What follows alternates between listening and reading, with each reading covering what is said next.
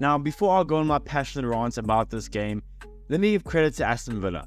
Aston Villa set up beautifully. Unai Emery set them up beautifully to play outside of our press. We pressed so high and Aston Villa did so well to get out of it. Their counter-attack was flawless at times. They could have probably had 4 goals if you look at it. I mean, they hit the post twice from Ollie Watkins, and then I think it was Leon Bailey. I don't know, I can't remember. No, it was Tielemans. Tielemans hit the post from him as well. So before we go on to Arsenal, let me give credit here. Aston Villa played a really good game, and you can see how this Aston Villa team has pulled the double over both us and Man City so far. Now that that's out the way, Arsenal. They always do this to us, and when will we learn?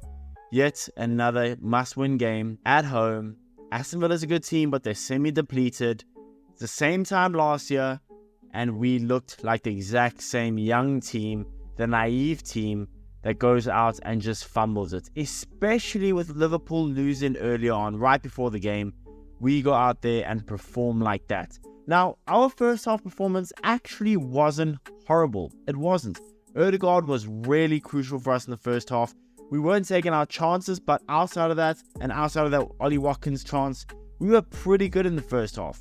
But even you look at it, that Ollie Watkins chance was because of Gabriel. Again, the same error we had against Bayern. We made our own mistake that allowed Aston Villa to have a chance. That first half, outside of the Ollie Watkins chance, I thought we were the better team. Now, Aston Villa was still really good on the counter-attack, but for the most part, going into halftime, I was thinking, well, we just need our goal now. We're playing some good football. Let's go get our goal and we can take it a little bit easy, worry about the second leg against Bayern.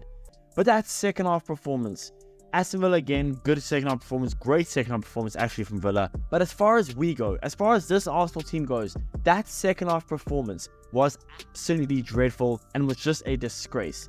First things first, let's talk about the big talking point that everyone's talking about, Arteta.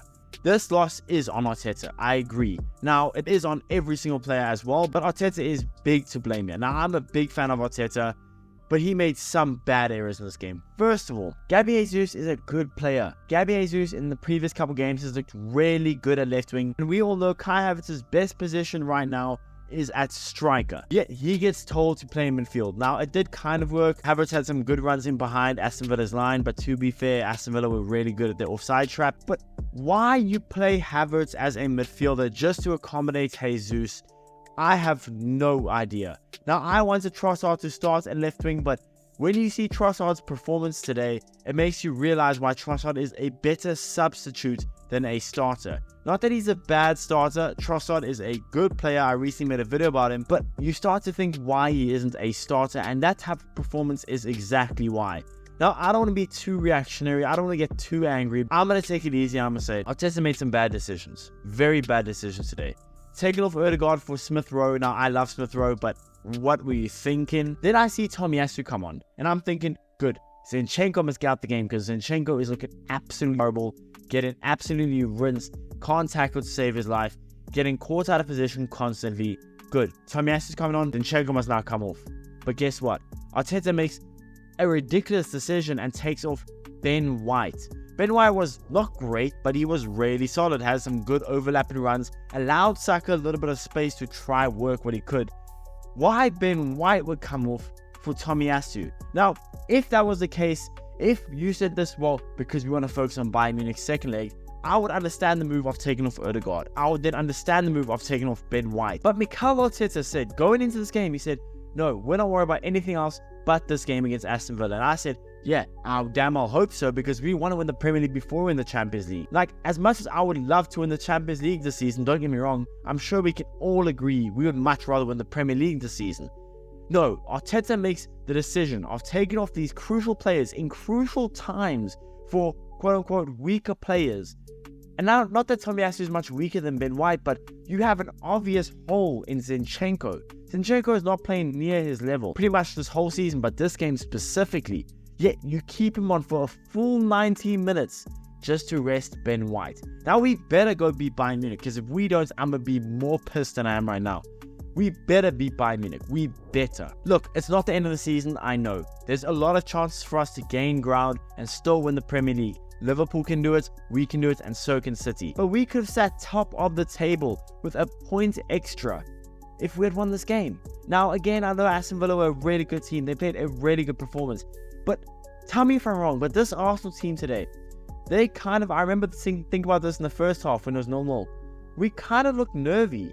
We were looking very nervous. You could tell we were playing after Liverpool slipped up, after City won their game, and with us thinking we can go top if we just win here, you could tell we were nervous. We were really, really nervous. We looked like the Arsenal team that bottled it last season. We looked like that Arsenal team. We didn't look like the Arsenal team that the whole season so far was so assured of themselves, so confident at the back. We had some really dodgy moments defensively, offensively, really sloppy midfield. No one had a really good performance other than Odegaard, but then again in the second half Odegaard was pretty much absent. I know Aston Villa are a good team. I said that going into the preview, but we should have won this game. They were semi-depleted. We were going into this game on a longer break than them. They had just played Conference League football on Thursday. We had Wednesday and a Thursday to recover and get ready for Villa extra than they had than us. That is a disgraceful performance, disgraceful result, and I know the Premier League isn't given out now, but to say I'm upset with that performance would be an absolute understatement. I'm tired of speaking about this. It is what it is. We've lost 2-0. We have to recover. We have Bayern Munich now on Wednesday, a must win, and then yet another must win against Wolverhampton Wanderers, I believe, on Saturday. So then again, there's a 2-day turnaround. We're up against it, but I believe in this Arsenal team. Maybe I'm dumb. I'm not saying we're going to win the Premier League, as I have been saying the whole season. I'm not saying we're going to win the Premier League, but I still have faith in this Arsenal team, as crazy as that sounds after this performance. It is what it is. Let's move on. Try keep positive, I suppose.